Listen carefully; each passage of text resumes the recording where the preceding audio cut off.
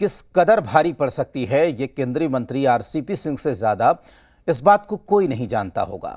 पहले राज्यसभा का टिकट कटा और अब पटना के आवास से भी बेदखल कर दिया गया।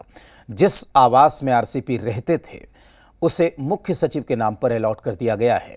हालांकि जेडीयू के ही वशिष्ठ नारायण सिंह जैसे नेता हैं जो दूसरे के नाम पर आवंटित आवास में सालों से रह रहे हैं। पहले टिकट कटा, अब बंगले से छुट्टी। आरसीपी सिंह पर सरकार की नजर है टेढ़ी। अगले महीने मंत्रिमंडल से भी होंगे बाहर। हालात तो इसी ओर इशारा कर रहे हैं कि जो शख्स कभी जेडीयू में नंबर 2 की हैसियत रखता था, आज उसके राजनीतिक रसूख की एक एक चीजें छूटती जा रही हैं।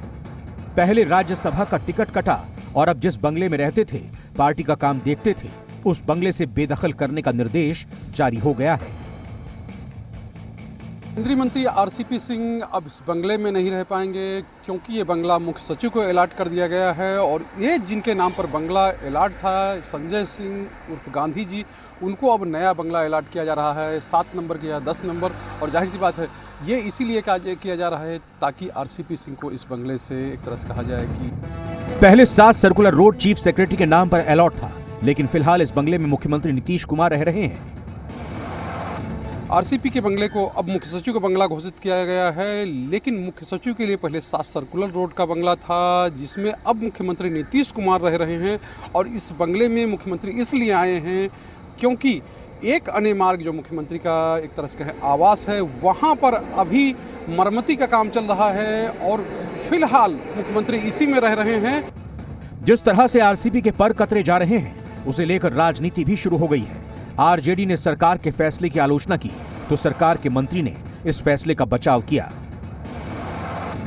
में एनडीए सरकार नहीं तबेला चला रही है। जिसकी लाठी उसकी भैंस, उनकी मर्जी होगी।